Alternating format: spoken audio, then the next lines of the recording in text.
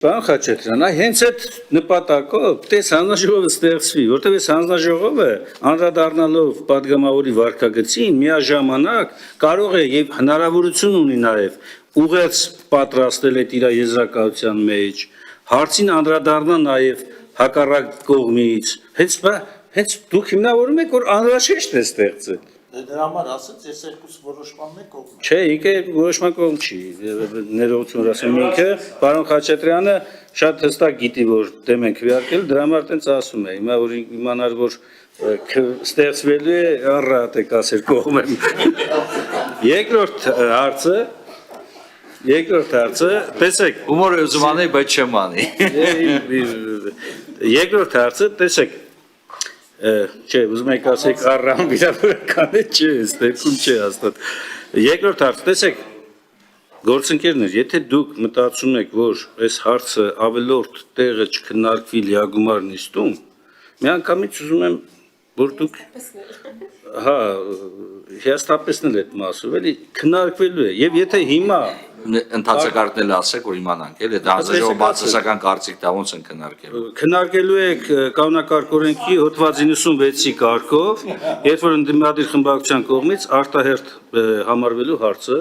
եւ մտնելու է օրակարգ եւ քննարկվելու է երեքշաբթի օրը երկրորդ նիստում։ Այնպես որ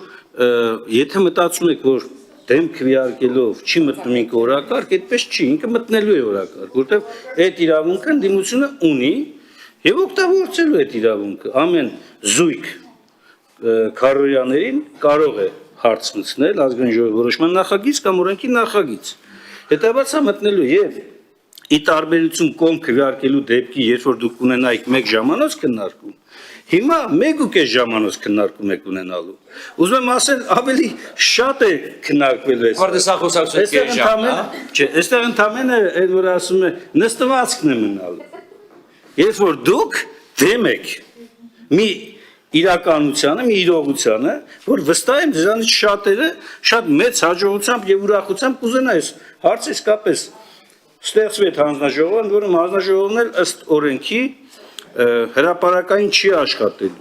Նրանիստերը փակ են լինելու, 2 ամիս է աշխատելու, անդրադառնալու այդ բոլոր հարցերին, այդ թվում պարոն Խաչատրյան, ձեր կողմից բարձրացված հարցին։ Հիմա ավելի լավ չէ դա ստեղծել, դա լինի, ընդ որում սա կարա նաև լավ հիմք էլ դառնա, հետագայում բարեփոխումների համար էլ պրակտիկ մի հատ փորձարկում թող անցնի նաև, ոչ թե կազմավորման մեխանիզմը, այլ հարցադրումները հենց հանձնաժողովի ներսում։ Պարոն Վարդանյան, մենք իրարից շատ ենք խոսել այս թեմայով։ Բա եթե մենք ուզում ենք լավ բան ստանալ հետո, սրանից լավ փորձնական հնարավորություն կա, թե չկա։ Ասած մենք չէ դիտարկում մեր գործընկերներին, որպես Ինչ փորձնական հետզգայի հանձնաժողովի։ Ներողություն, Դա լավ մոտեցում չի։ Այդ դուք սխալ պիղծ միտք արտաբերեցիք, ես այդ միտքը չունեի ես դեպքը նկատի։ Համաձայն եմ, ստեղծեք այ մար, թեկուզ իմ համար ստեղծեք, բայց փորձնական մի հատ անցեք այս ամբողջ թեստի վրայով, այդ թեստը ունենանք, բայց դուք ասում եք ոչ, չենք ուզում, որևէ հիմնավորում չկա, անկեղծ, որևէ հիմնավորում չկա, որ լինի հիմնավորում, անկեղծորեն ես ինքս կասեմ, որ հա, հիմնավորում կա, էլի, չկա հիմնավորում, ժողովուրդ,